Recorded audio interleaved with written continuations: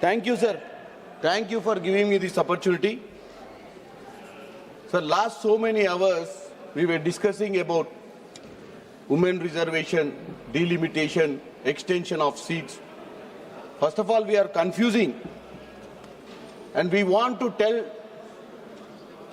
the ruling party wants to tell to this country that the opposition is against women reservation bill. The opposition is not against women reservation bill. Opposition is with the women reservation bill. We are only asking 2023 we all accepted the women reservation bill. But n number of times I saw the speakers from the other side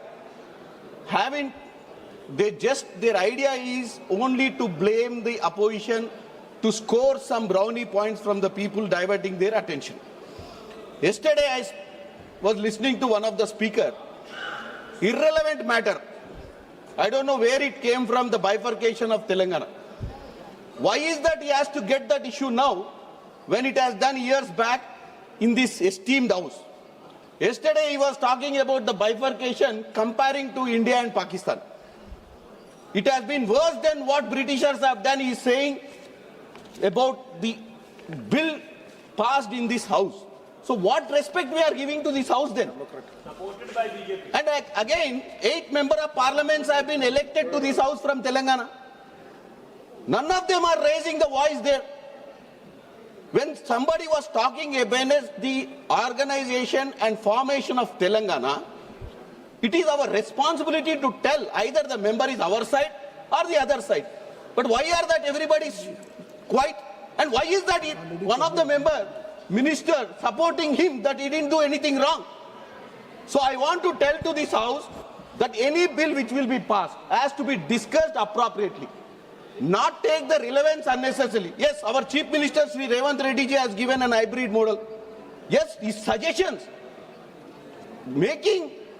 talking about logical thinking is not important here. First of all, taking the suggestions and trying to discuss here is very important. He said that pro rata, if at all it is giving 50%, why it should be 50% pro rata? They can take 50% from this, 50% from the performance of the state, GSDP. It is not that Telangana is going to benefit with that. It is a request and it is a suggestion to the House. Instead of taking only one way what you are talking, take the other way. What's wrong in that? Unnecessarily, one of the members from Karnataka yesterday was talking about everything because he wants to score some brownies from his leadership. That is fine with us. But not to blame leaders just because he wants to score some brownies. He was talking about Revanth Reddy ji's model. He was talking about the formation of Telangana. And I request, sir, through your chair, the words what he has spoken about Telangana should be removed from the records, and he should apologize for the state of Telangana, because that is not the right thing what he has done. It is not, sir, listen to me, sir. I had to say now, sir. From your party. Still there are so many speakers. No problem, sir. You have given me time. I am very thankful to you. I know there is no time for me, but your greatness has given time to me. I need to tell what is the facts here. So I don't have to talk much about the bill because it has already been discussed by n number of speakers about the bill, and I only want the opposition not to confuse the people of this country. Try to implement the bill which was done in 2023. We are okay with everything, but not the delimitation, not the extension of seats, which is their political agenda. Thank you very much, sir. अध्यक्ष महोदय, नारी शक्ती वंदन अधिनियमावरती बोलण्याकरता मी आपल्या समोर उभी आहे. 1987 मध्ये आदरणीय राजीवजीने हे बिल आणलं होतं आणि या बिलावरती जवळपास 37 वर्षानंतर आता चर्चा होत आहे. खरं तर आम्ही महाराष्ट्रातल्या सगळ्या लोकप्रतिनिधींना आदरणीय म्हणजे जे पक्षाचे असतील, काँग्रेस पक्षाचे आणि महाविकास आघाडीच्या विचारांच्या सगळ्याच लोकांनी आतापर्यंत महिलांना प्रामाणिक न्याय देण्याचा प्रयत्न केला. त्यात आपण बघितलं असेल की 1994 मध्ये महाराष्ट्राचे मुख्यमंत्री म्हणून आदरणीय शरदचंद्र पवार साहेबांनी 33% आरक्षण हे विधानसभेत स्थानिक स्वराज्य संस्थेत मंजूर केलं. त्याच्यानंतर 2011 मध्ये आदरणीय पृथ्वीराज बाबा चव्हाण हे महाराष्ट्राचे मुख्यमंत्री झाले आणि त्यांनी 50% आरक्षणाचा लाभ या सगळ्या माता भगिनींना त्या ठिकाणी दिला. आणि त्यानंतर आपण पाहिलं की आजच्या या बिलाच्या विरोधात आम्ही अजिबात नाही, पण आज या महत्त्वपूर्ण विधेयकावर बोलत असताना महिलांच्या सशक्तीकरणाच्या विरोधात आम्ही नाही, पण महिलांच्या अधिकाराची ही लढाई आम्ही सतत लढत आहोत आणि ही लढाई लढत असताना आम्हाला आरक्षणाची गरज अजिबात नाही. आज आपण बघितलं असेल की आरक्षण नसताना देखील या देशाच्या पंतप्रधान म्हणून इंदिराजींना काम केलं, या देशाच्या राष्ट्रपती म्हणून प्रतिभाताई पाटील असतील, या महिलांनी सक्षमपणे काम केलं. आज या ठिकाणी आम्ही खासदार म्हणून आहो, वर्षाताई असतील, मी असतील, आम्ही आमदार देखील झालो, तर आम्ही सर्वसाधारण गटातून लढून आमदार झालो आणि कदापि आम्हाला आरक्षणाची गरज पडली नाही. आणि तेवढी ताकद आमच्यात आजही आहे की आम्ही पुरुषाच्या विरोधात लढून, पुरुषाच्या ठिकाणी लढून.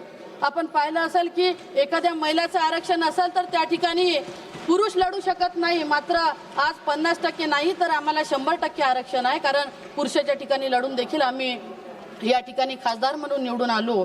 आज माझा प्रश्न आहे की खरंच हे बिल महिलांना अधिकार देणारा आहे की फक्त महिलांना दिखावा महिला आरक्षणाचं करणारं हे बिल आहे.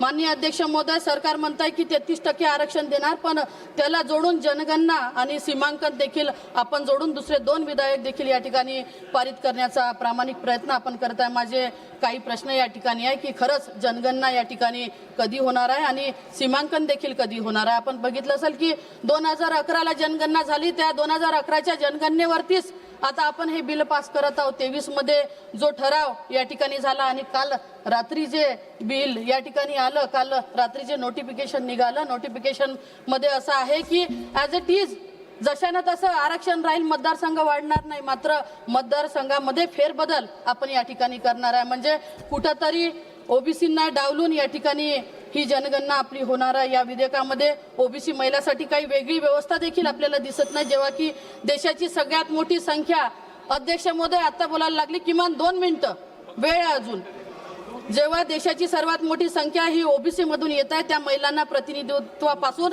वंचित ठेवण्याचा कट हा भाजपाचा या ठिकाणी दिसत आहे. सामाजिक न्याय आणि विचारांच्या विरोधात आहे.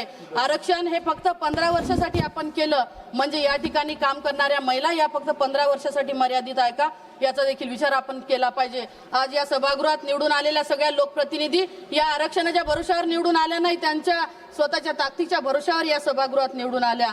म्हणून आम्हाला आरक्षण नको, खऱ्या अर्थानं द्यायचं असेल तर संरक्षण आपण या ठिकाणी द्यावं. आज जे अत्याचार महिलांवरती होत आहे, आज मिनिटाला महिलांवरती अत्याचार होत आहे, महिला अत्याचाराचे प्रकरण होत आहे, त्याच्यासाठी संरक्षण आपण का देणार, हे पहिल्यांदा आपण या ठिकाणी हे सिद्ध केलं पाहिजे. या देशात आपण पाहिलं असेल की महिलांच्या नावावरती आपण अनेक लोकप्रतिनिधी या ठिकाणी निवडून येतो आणि निवडून येत असताना माझी आपल्याला विनंती आहे की निवडून आल्यानंतर आता कुठेतरी आदरणीय राहुलजी आणि आदरणीय प्रियंकाजीचं नेतृत्व हे देशातील लोक मान्य करत आहे आणि या नेतृत्वाची भीती आपल्याला 29 मध्ये होत आहे. म्हणून आपण कुठेतरी Speaker sir, for the opportunity, I rise to oppose and condemn the proposed 131st constitutional amendment.